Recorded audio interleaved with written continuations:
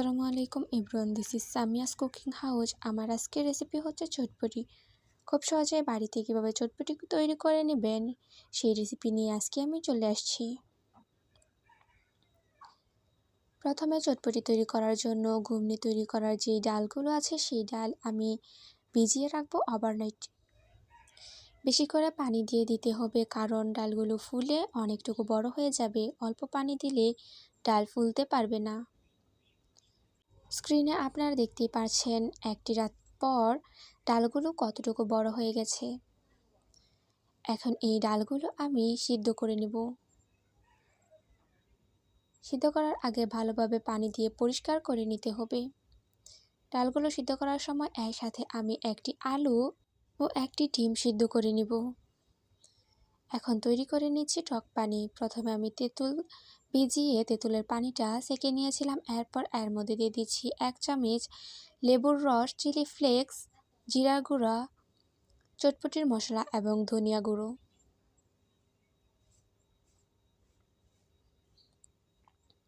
এরপর দিয়ে দেব লেবুর চোকলা। অল্প পরিমাণে লেবুর চোকলা দিব, তবে আপনাদের এটার ঘ্রাণ যদি ভালো না লাগে তাহলে আপনারা না দিতে পারেন।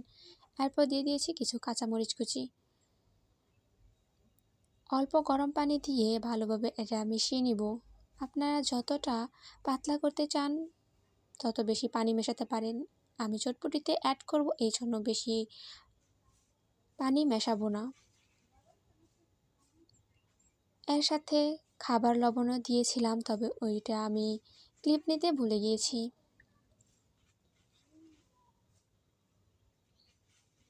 টক পানি তৈরি করা হয়ে গেলে এক পাশে রেখে এখন তৈরি করে নিব চটপটি। বুটগুলো আমি সিদ্ধ করে নিয়েছি, আপনারা দেখতেই পারছেন। বুটের সাথে কিছু পানি ছিল, সেগুলো আমি ফেলে নিয়ে রেখে দিয়েছি।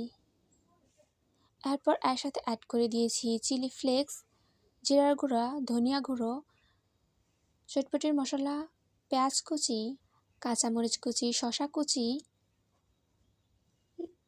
একটি ডিম ব্রেড করে নিয়েছিলাম সেটি দিয়ে দিয়েছি, আর একটি আলু আমি ভালোভাবে ময়ান করে নিয়েছিলাম, সেগুলো একসাথে দিয়ে ভালোভাবে মিশিয়ে নিব।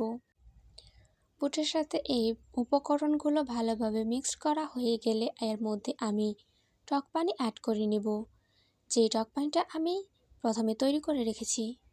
এখানে আপনারা ধনিয়া পাতাটা অ্যাড করতে পারেন, তবে আমার কাছে ছিল না, সে কারণে আমি দিইনি। ভালোভাবে মিক্সড করা হয়ে গেছে। এ পর্যায়ে দিয়ে দিচ্ছি তৈরি করে রাখা টক পানি। টক পানিটি দিয়ে আবারও কিছুক্ষণ মিক্সড করে নিব।